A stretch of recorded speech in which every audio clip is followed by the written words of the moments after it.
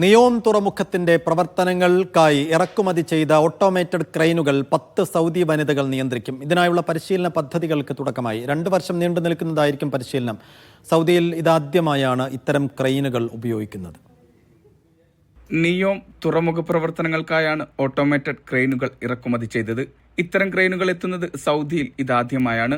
ക്രെയിനിന്റെ പ്രവർത്തനങ്ങൾ നിയന്ത്രിക്കുക വനിതകളായിരിക്കും. തബൂക്ക് മേഖലയിലെ 10 വനിതകളെയാണ് ഇതിനായി തിരഞ്ഞെടുത്തത്. ആദ്യമായാണ് സൗദിയിൽ മേഖലയിലേക്ക് വനിതകൾ കടന്നു വരുന്നത്. നിലവിൽ ഇതിനായുള്ള പരിശീലന പദ്ധതികൾ ആരംഭിച്ചിരിക്കുകയാണ്. 2 വർഷം നീണ്ടു നിൽക്കുന്നതായിരിക്കും പരിശീലനം. സാങ്കേതിക വിദ്യാഭ്യാസം, പ്രായോഗിക പരിശീലനം, കരിയർ ഗൈഡൻസ് എന്നിവയായിരിക്കും പരിശീലന പദ്ധതിയിൽ ഉൾപ്പെടുക. ചൈനയിൽ നിർമ്മിച്ച ക്രെയിനുകളാണ് രാജ്യത്തെത്തിച്ചിരിക്കുന്നത്. സ്മാർട്ട് വ്യാപാരത്തിനായി തുറമുഖത്തെ സജ്ജമാക്കുകയാണ് ലക്ഷ്യം. പുതിയ സൗകര്യം സംവിധാനിക്കുന്നതിലൂടെ വലിയ വ്യാപാര കപ്പലുകൾക്കും നിയോം തുറമുഖത്തടുക്കാം. കൺട്രോൾ റൂമിലിരുന്ന് നിയന്ത്രിക്കും വിധമായിരിക്കും ക്രെയിനിന്റെ പ്രവർത്തനം.